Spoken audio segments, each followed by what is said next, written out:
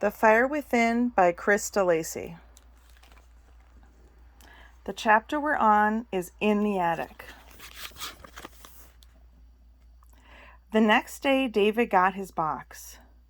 A rabbit hutch? Where? Up there, hissed Lucy, pointing to a hatch in the landing ceiling. You open that door and a ladder comes down. Mom shoves all our useless stuff up there. David ran a nervous hand through his hair. Your mom will turn me into useless stuff if she ever finds out I've been rummaging through your attic. We'll get it down later when Mom's not here. She's going to a craft fair soon. Liz's voice rang out from the foot of the stairs. Lucy, come on, get yourself ready. I want to be out by 1.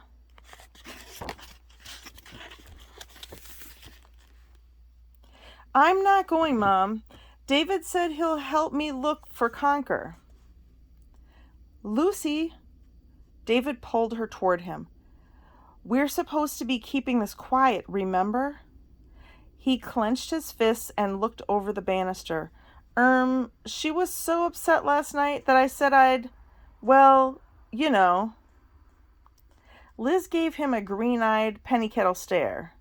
I don't know which of you is worse, her for twisting you around her little finger, or you for being weaker than the average jellyfish.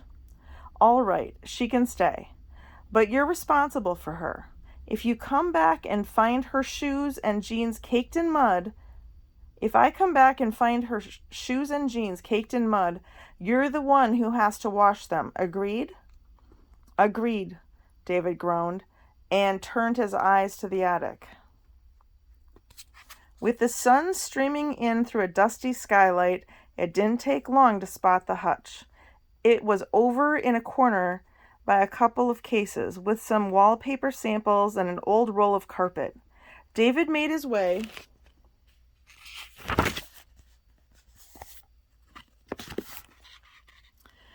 across the joist, teetering slightly at every step. Lucy, who'd been banned from entering the attic on the grounds that she'd get her jeans dirty, watched from the top of the landing ladder. Is it okay? She asked, as David crouched down to examine the hutch. Perfect, he said, dragging it toward him. Soon we'll... Oh, what's that? What? Said Lucy, coughing into her fist. Light, said David, coming in from somewhere. Hang on a sec. He crossed 2 joists and moved the roll of carpet. A beam of light skimmed the floor of the attic. There's a hole in the brickwork, David reported, leaning forward for a closer look. And, oh gosh, his words faded into silence. Lodged in the rafters close to the hole was what looked at first like an old bird's nest, but it was bigger than a nest, and rounder too. No bird had made that. It was a squirrel's dray. Can I see? Begged Lucy, when David told her. No, he said firmly. You stay there. It looks abandoned anyway. He crouched lower and squinted out of the hole. Ha!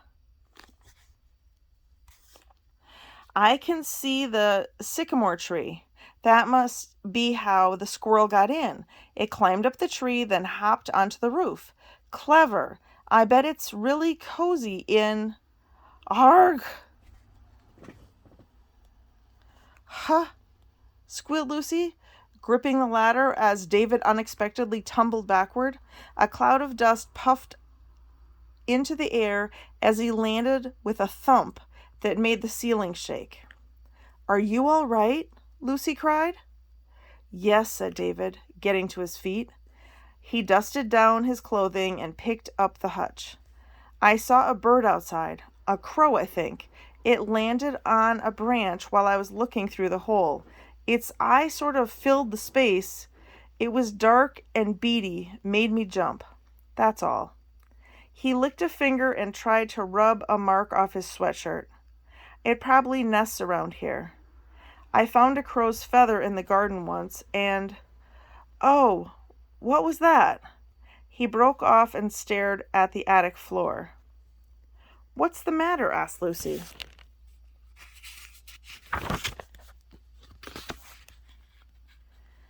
I heard a fluttering sound downstairs. I think there's something in the dragon's den. I see, said Lucy, hurrying down the ladder. Lucy, wait. David clambered down after her. It sounded like a small bird, a sparrow or something. It's probably best to let me have a look. Here, take this. He handed her the hutch. Then he was past her and into the den. He peered around the shelves of green-eyed dragons, at Guinevere resting on her stand, at the stained glass ornament dangling in the window. Nothing remotely bird-like moved. That's odd, he said.